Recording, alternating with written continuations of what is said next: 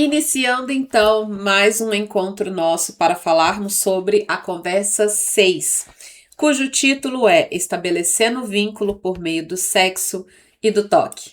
Vamos falar então da experiência de viver a sexualidade a dois? Então vamos lá. O que será que a Sue Johnson, a teoria do apego, traz para nós de compreensão sobre a relação entre esses dois universos tão importantes da experiência humana, que é o amor e o sexo?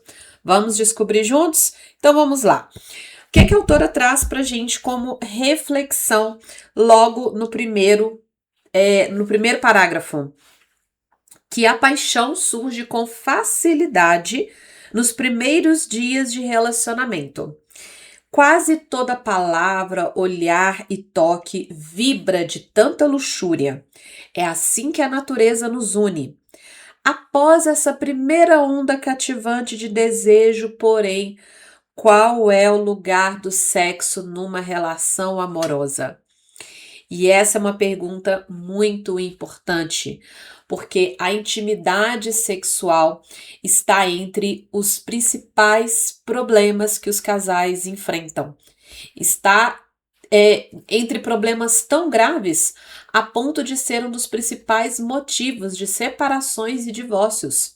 Então, olha como entender qual que é o lugar do sexo numa relação amorosa é algo extremamente importante.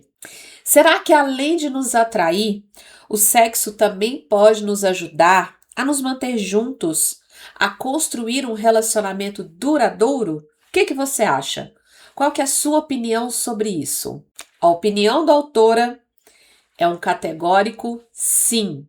Essa é a resposta dela. Um bom sexo é uma experiência potente de vínculo, que a paixão é apenas o aperitivo e que o sexo, num relacionamento duradouro, é o prato principal. Então, olha como a autora traz o sexo para o contexto de um relacionamento duradouro como algo potente, que não só contribui para uma experiência amorosa mais prazerosa, mas também para um relacionamento duradouro. E eu fico pensando como isso, no decorrer do capítulo, eu fui tendo essa percepção de como isso é contraditório ao entendimento que socialmente nós temos sobre o sexo. E a autora faz essa crítica também, que a gente costuma encarar o sexo a partir da nossa cultura e de vários gurus de relacionamento, a ver algo como um fim em si mesmo, que o grande objetivo do sexo é satisfazer o nosso desejo, de preferência com o orgasmo estrondoso, que esse é o grande objetivo do sexo.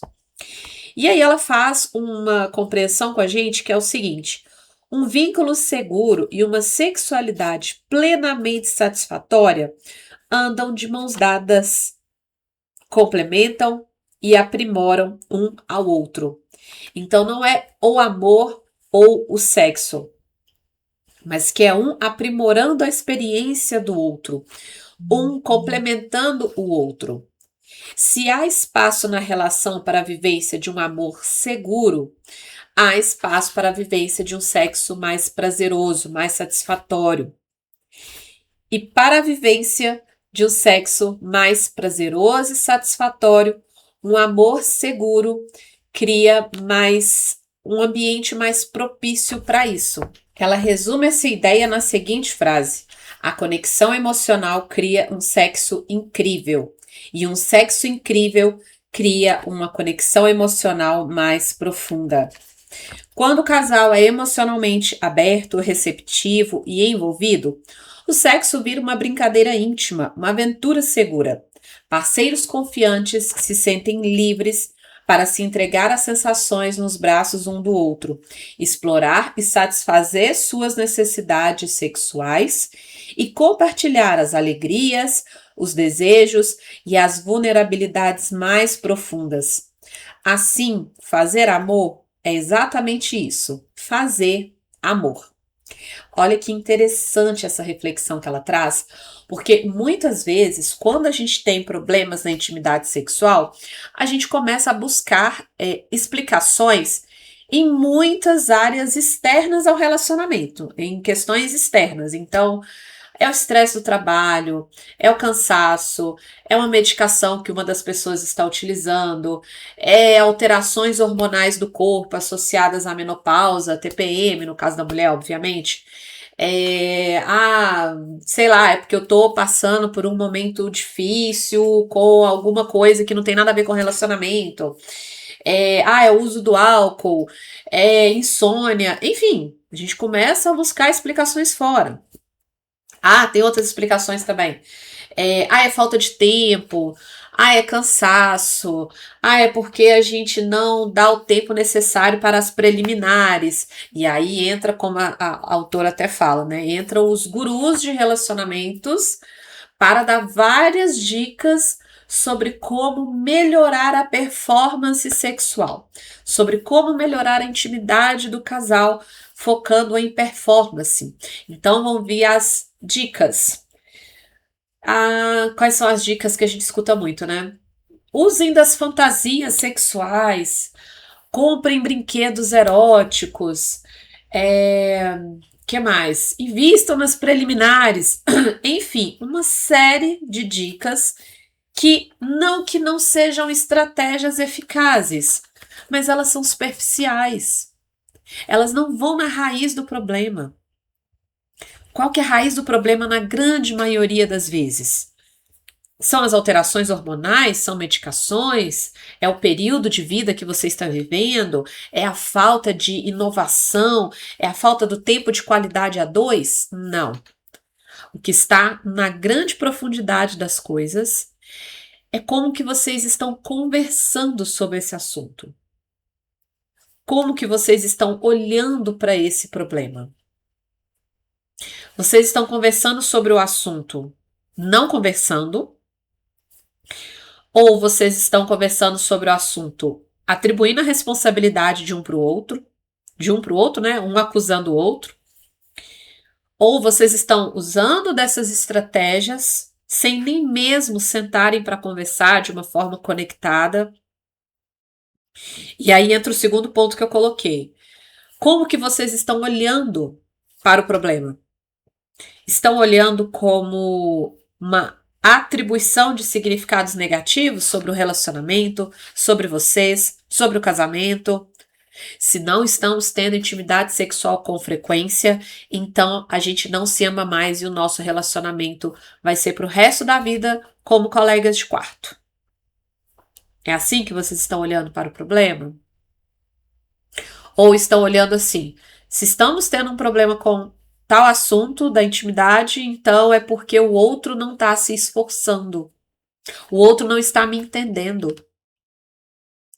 Essa forma de olhar para o problema não vai ajudar vocês. O que vai ajudar vocês? Nesse primeiro momento do capítulo que eu quero trazer para você é o seguinte: entendam que ter uma intimidade sexual saudável e prazerosa necessariamente precisa de um ambiente seguro no relacionamento para vocês conversarem sobre isso. E o que eu estou chamando de ambiente seguro? Aquilo que nós vimos até agora em toda a leitura do livro.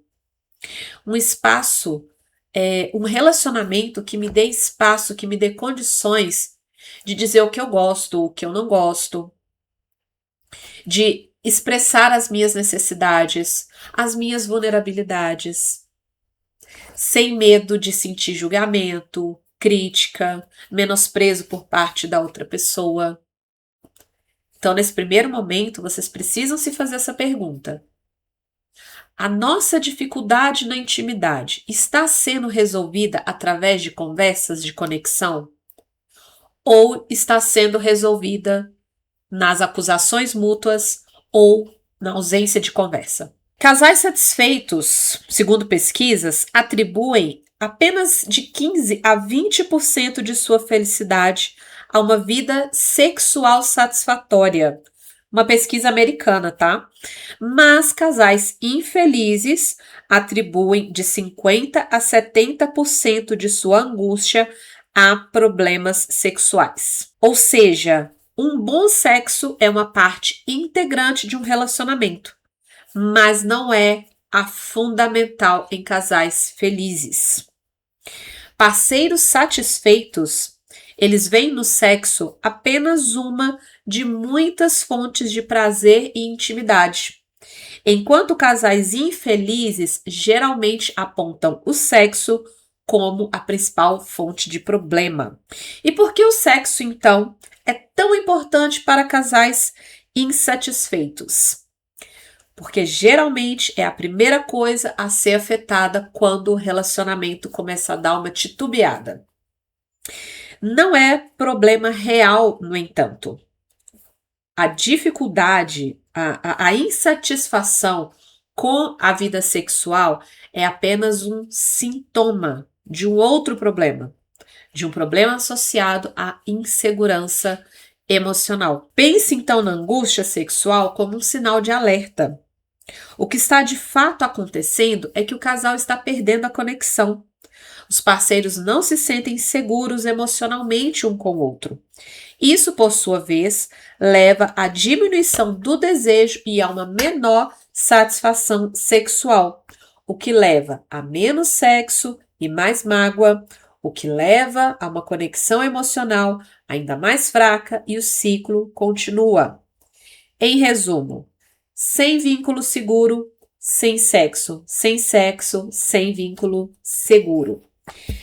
E aí a autora traz pra gente 3 tipos de intimidade que a gente pode estabelecer com a nossa pessoa. O primeiro deles é o que ela chama de sexo isolado. Nesse tipo de intimidade, o objetivo é reduzir a tensão sexual, alcançar o orgasmo e se sentir bem com as próprias proezas sexuais. Então, é aquele sexo que é focado no prazer individual, na performance, no desempenho, no prazer físico. O vínculo com a outra pessoa é algo secundário. E ela diz que o seguinte, esse tipo de sexo impessoal é tóxico num relacionamento amoroso. O parceiro se sente usado e objetificado, em vez de se sentir valorizado como pessoa. Então, é aquele tipo de sexo em que eu não tô nem aí se você tá gostando, se você tá conectado comigo, se estamos bem ou não. Eu quero é satisfazer a minha tensão sexual, eu quero sentir que eu estou performando, eu quero ter prazer. Então, ela fala que esse sexo só por prazer próprio e performance é um sexo que pode ser muito prejudicial para o relacionamento, porque isso vai, consequentemente, afetar a conexão de vocês. Vocês não estão utilizando o sexo como uma das várias formas de estarem próximos e íntimos um do outro. E por que existe esse tipo de sexo? Por que algumas pessoas utilizam esse tipo de sexo mesmo dentro de um relacionamento? Porque à primeira vista fica parecendo que é o sexo para quem está solteiro, para quem não tem uma pessoa na sua vida. Mas não, ele é estabelecido também em relacionamentos, inclusive relacionamentos duradouros. Isso acontece muitas vezes porque a pessoa que utiliza desse tipo de intimidade, ela está se fechando emocionalmente para outra. E por ela não conseguir se abrir para essa conexão emocional, ela utiliza desse tipo de intimidade como uma forma simples e pura de prazer próprio. São pessoas, principalmente, que se sentiram traídas por parceiros no passado e aí se mantêm distantes por hábito ou por escolha. São pessoas mais propensas a terem um sexo casual, ou seja, de apenas uma noite, e evitam qualquer ação que possa convidar ao envolvimento emocional, como toques e beijos recíprocos. O segundo tipo de intimidade é o sexo consolo. O que é isso? Esse é o tipo de intimidade que acontece quando buscamos garantia de que somos valorizados e desejados. O ato sexual é apenas um acompanhamento. O grande objetivo dele é aliviar os nossos medos relacionados ao nosso vínculo, relacionados ao apego. Há mais envolvimento emocional do que o sexo isolado, mas a emoção principal que guia essa dança é a ansiedade.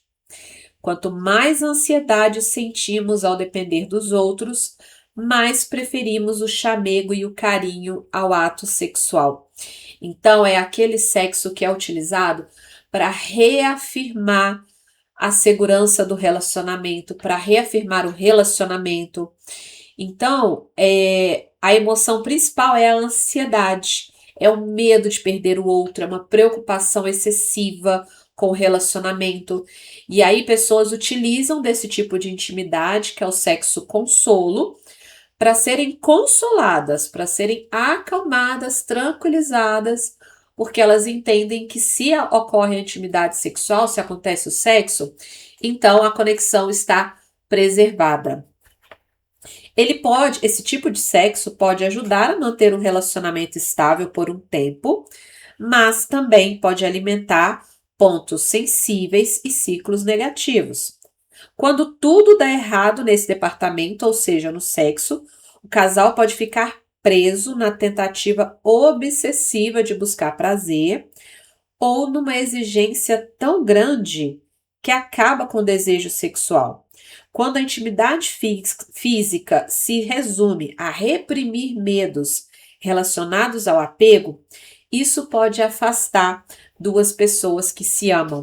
Então, é mais um exemplo onde o sexo não está sendo utilizado como uma via de conexão, mas sim para baixar as ansiedades, as angústias e o medo da perda. E o autor explica que desde que somos crianças, desde que nós nascemos, nós temos uma necessidade vital de sermos tocados.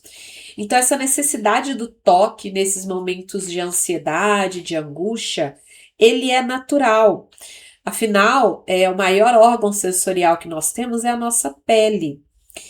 E ela fala o seguinte, que nas crianças a falta do toque, do abraço e da carícia pode atrasar o crescimento do cérebro e o desenvolvimento da inteligência emocional, ou seja, da capacidade de organizar emoções, segundo Tiffany Field, que é uma psicóloga pesquisadora dos Estados Unidos.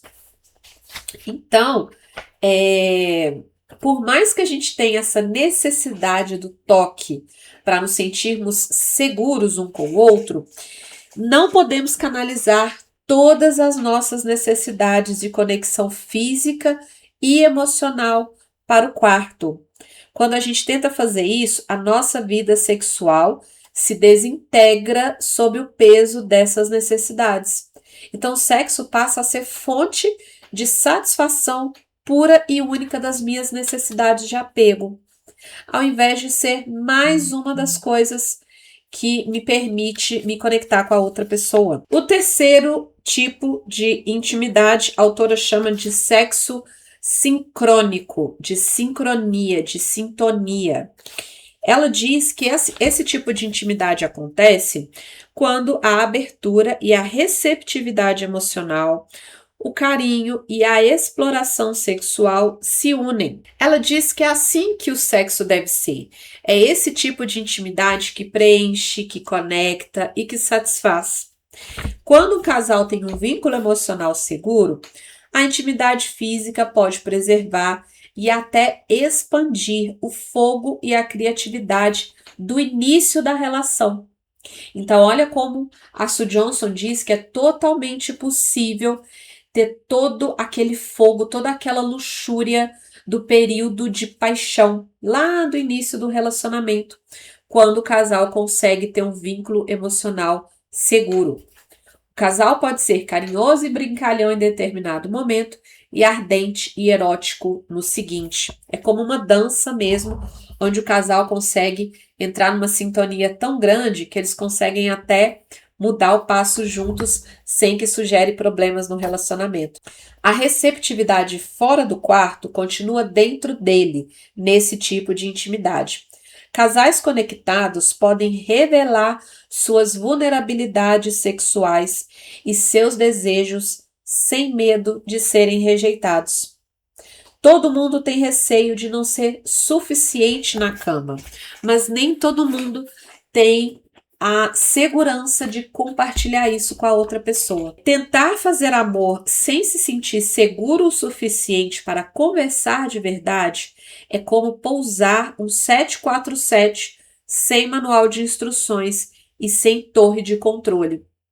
Ou seja, é uma experiência arriscada, insegura, que a gente se arrisca muitas vezes e acaba tendo resultados desastrosos. A autora traz também para gente uma naturalização da oscilação da paixão. Ela diz o seguinte, que a paixão ela não é uma constante, que é natural que o desejo aumente e diminua com os acontecimentos, as estações do ano, o estado de saúde e muitas outras circunstâncias. Essas flutuações, no entanto, ainda que naturais, incomodam a maioria de nós. E, a não ser que consigamos falar abertamente sobre elas, podem causar ou aumentar os problemas do relacionamento. Então, veja, retomando o que eu falei aqui no início, não é o problema em si que causa uma dificuldade para o casal se conectar sexualmente, mas é a forma como conversam sobre o problema. Muitas pessoas são capazes de tolerar a escassez de sexo, mas não toleram sentir que o parceiro não as deseja. Lidar com esses sentimentos é um desafio que a maioria dos casais precisa enfrentar, mesmo os relativamente seguros. Então, mesmo que você tenha uma segurança emocional no seu relacionamento, vocês vão lidar com essas oscilações do desejo sexual. E a forma de vocês lidarem com isso vai ser conversando abertamente, tendo conversas conectadas, como nós vimos aqui em outros momentos da nossa leitura. Isso vai favorecer, ter essas conversas abertas, vai favorecer para que vocês coloquem a vida sexual numa zona segura, de diversão e de proximidade. Por que diversão? Para trazer mais leveza para o assunto, para não olhar para o assunto com tanto peso da responsabilidade de satisfazer as necessidades do outro. E a autora faz aqui uma reflexão final que é o seguinte: a técnica sexual é só um detalhe, não é o mais importante. Um casal que consegue estabelecer um vínculo seguro tem o melhor manual de todos. A capacidade de criar vínculo, de se conectar um com o outro, com sincronia emocional. E ela ainda fecha o capítulo dizendo o seguinte: acreditávamos que uma vida erótica excitante e um relacionamento seguro fossem excludentes. Então, tem pessoas que procuram, não sei por quê, na verdade eu sei, por vários motivos, mas que não cabe aqui nesse episódio, a gente pode falar sobre isso em outro momento. Mas tem pessoas que por vários motivos precisam fazer essa separação entre o que é o amor e o que é o sexo. Agora sabemos que uma relação segura é um trampolim para um sexo espetacular e que, por sua vez, manter-se aberto, receptivo e envolvido fisicamente acaba fortalecendo a conexão emocional. E como não pode deixar de ser, teremos o nosso exercício prático para vocês fazerem juntos, para conversarem abertamente sobre a intimidade sexual de vocês e para refletirem também de uma forma mais individual, ok? Espero que vocês tenham gostado dessa compreensão que a Sue Johnson traz sobre amor, sexo, vínculo. E é isso. Nos vemos no próximo encontro. Um abraço.